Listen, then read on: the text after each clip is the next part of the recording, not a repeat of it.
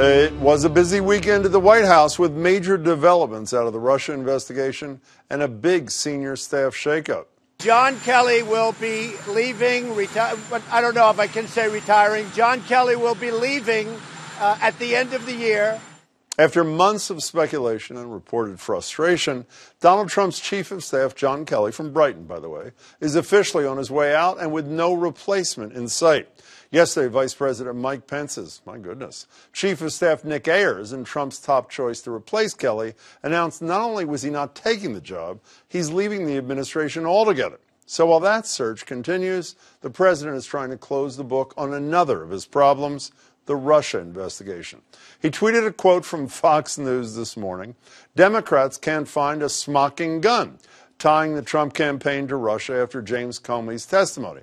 No smoking gun, no collusion. Well, there may be no smoking gun, but the jury's still out on the smoking variety. On Friday, Trump also tweeted, "Totally clears the president, thank you," referring to those new sentencing memos out about his former fixer Michael Cohen and former campaign chair Paul Manafort. Of course, that's just one individual's opinion. Several others argue Trump was actually implicated in Mueller's reports. In the Cohen memo, a person known as Individual One is accused of directing hush money payments to Stormy Daniels and former Playboy model Karen McDougal in violation of campaign finance laws. I wonder who that could be. The filings also said Cohen lied to investigators about his contacts with Russians, as did Paul Manafort, confirming their status as two of the 14 people on the Washington Post running list of Trump associates who had contacts with Russians during the campaign and transition. Joining me are Jesse Mermell, Jesse's former communications director for Governor Deval Patrick. Nice to see you, Jesse. Hi, Jim. And former Republican State Treasurer Joe Malone. Joe, good to see you as well. Likewise. Here's Charles Blow's column in the New York Times, opening line. "It is very possible the President of the United States is a criminal, and it is very possible that his criminality aided and abetted his assumption of the position," meaning the presidency. That concern you? No, it doesn't. Why not? Because I think for 2 years now we've been hearing the noose is tightening, the noose is tightening. Mark Penn, a pollster for Bill Clinton for 5 years, writes in a column recently, "This is deja vu. It's about an affair. It's an affair where he was paying two women so that they wouldn't blow up his image to the public." Now, is it some sort of a campaign finance issue? It might be, but nobody ever got a piece over that. Not some sort of felony is what. And by the way, this is not Michael Cohen saying. I made a mistake in the opening here. It's not Mueller's sentencing memo. It's his own Justice Department sentencing memo in the Southern District of New York, the U.S. which Attorney say that he directed the payment of hush money, which is a felony under federal But when you campaign say his own finance U.S. law. Attorney's office, the U.S. Attorney that he appointed recused himself, and now it's all the careerists. So part of the Justice Department? The previous U.S. Attorney who left was very upset because he wanted to be reappointed, and he wasn't. It's politics, Jim. It's absolutely politics. If you look at the way... So there's nothing to the charges? Well, if you look at the way the whole thing was dealt with everybody getting immunity with Hillary, and now with Trump, it's like, oh, you were off. People got immunity with Hillary. Your entire staff was given immunity when Comey was heading up the investigation. Absolutely. Check the facts. So there's no issue of defrauding voters. No, I'm saying in a million years, he won't be found guilty if they were to impeach him. It takes 65 U.S. senators to impeach him, right? To find him guilty. I'm not even talking about impeachment. I think impeachment is in the House. No, the House ends up indicting him. That's what impeachment is. The Senate would have to convict. I'm not even talking about impeachment. I'm talking about a U.S. attorney saying the President of the United States committed a felony.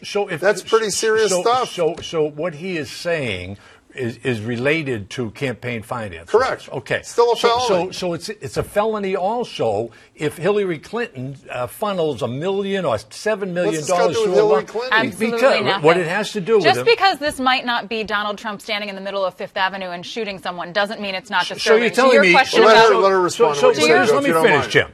So we don't have equal laws here? Hillary Clinton gets to do it one way, and if it's Trump, it gets treated a different way? Hillary Clinton circumvented the campaign finance law when she ended up with that bogus research. Was she charged with a felony? No, that's my point. That is my point. This is a U.S. Attorney's office. And I'm saying that the Trump deep state. Go ahead. Listen, your original question was whether or not it's troubling that the president or individual one is referenced in this way.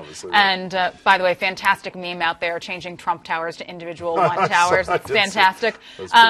It's deeply troubling, and I hope it is troubling to everyone in a nonpartisan way, because this is about our most fundamental component of U.S. democracy, right? Elections, and whether or not people are committing campaign finance fraud, which may not be standing in Fifth Avenue pulling the trigger on a gun, but is still pretty darn significant, and putting out information that, may have altered the impact and the outcome of this election. And I can't imagine a person who doesn't find that disturbing. In North Carolina, we know there may be a redo because of some potential fraud with absentee ballots here.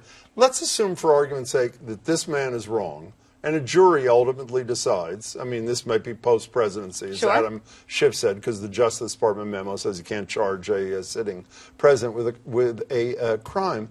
It is possible, if the U.S. attorney is right there, that the President of the United States obtained that office by fraud.